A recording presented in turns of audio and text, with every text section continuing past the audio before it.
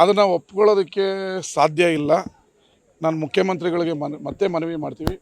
ಒಕ್ಕಲಿಗರು 1 ಕೋಟಿಗಿಂತ ಹೆಚ್ಚು ಜನ ಇದ್ದಾರೆ. ನೀವು ತಂದಿರೋಂಥ ಜಾತಿ ಗಣತಿಯನ್ನು ದಯವಿಟ್ಟು ಮರುಪರಿಶೀಲಿಸಿ. ಯಾಕಂದರೆ ಇವತ್ತು ನನ್ನ ಮನೆಯಲ್ಲೇ ಬಂದು ಕೇಳಿಲ್ಲ. ಆ ಥರ ತುಂಬ ಕಾಂತರಾಜು ವರದಿಯಲ್ಲಿ ಅವರ ಸಮೀಕ್ಷೆ ಪಾಪ ಇದರಲ್ಲಿ ಸರ್ಕಾರದ ಪಾತ್ರ ಇಲ್ಲ.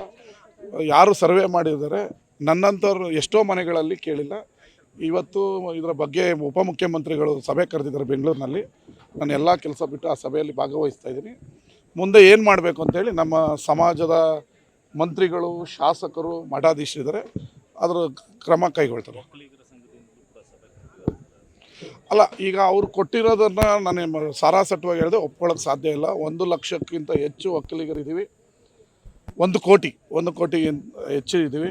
ಈಗ ಮಂಡ್ಯದಲ್ಲೇ ಒಂದೊಂದು ತಾಲೂಕಲ್ಲಿ 1 ಲಕ್ಷ, 1.5 ಲಕ್ಷ ಈ ರೀತಿ ಇದ್ದಾರೆ.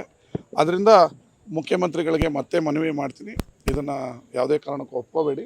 ರೀಸರ್ವೆ ಆಗಲಿ, ಒಕ್ಕಲಿಗರು ಎಷ್ಟಿದ್ದಾರೆ ಅನ್ನೋದು ರೀಸರ್ವೆ ಆಗಲಿ. ಅಲ್ಲ, ಅದನ್ನು ನೇರವಾಗಿ ಹೇಳಿದ್ದೀನಿ.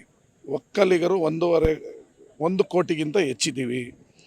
ಈಗ ಕಾಂತರಾಜು ಕೊಟ್ಟಿರೋ ವರದಿಯಲ್ಲಿ 65 ಲಕ್ಷ ಏನೋ ತೋರಿಸ್ತಾ ಇದ್ದಾರೆ. ಇದನ್ನು ಒಪ್ಕೊಳ್ಳೋಕೆ ಸಾಧ್ಯ ಇಲ್ಲ, ಮತ್ತೆ ರೀಸರ್ವೆ ಆಗಲಿ ಅಂತ ಹೇಳ್ತಾ ಇದ್ದೀನಿ. DCM ನಾನು ಅಂತಲ್ಲ, ನಮ್ಮ ಸಮಾಜದ ಪ್ರತಿಯೊಬ್ಬರ ಒಕ್ಕಲಿಗರ ಒತ್ತಾಯ ಕೂಡ ಅದೇ. ಒಕ್ಕಲಿಗ ಸಮಾಜದ ಪ್ರತಿಯೊಬ್ಬ ಪ್ರಜೆಯ ಒತ್ತಾಯನೂ ನಾನು ಅವರ ಪ್ರತಿನಿಧಿಯಾಗಿ ನಾನು ಅವ್ರು ಮಾತಾಡ್ತಾ ಇದ್ದೀನಿ.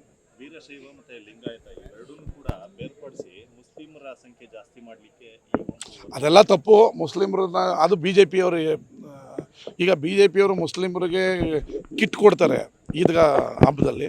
ಈಗ ಮುಸ್ಲಿಮರು ಜಾಸ್ತಿ, ಅವೆಲ್ಲ ತಪ್ಪು. ಬೇರ್ಪಡಿಸೋಕ್ಕೆ ಏನು ಉಪಯೋಗ, ಏನು ನಮಗೆ ಮಾಡೋದ್ರಿಂದ? ಅದೆಲ್ಲ ಸುಳ್ಳು.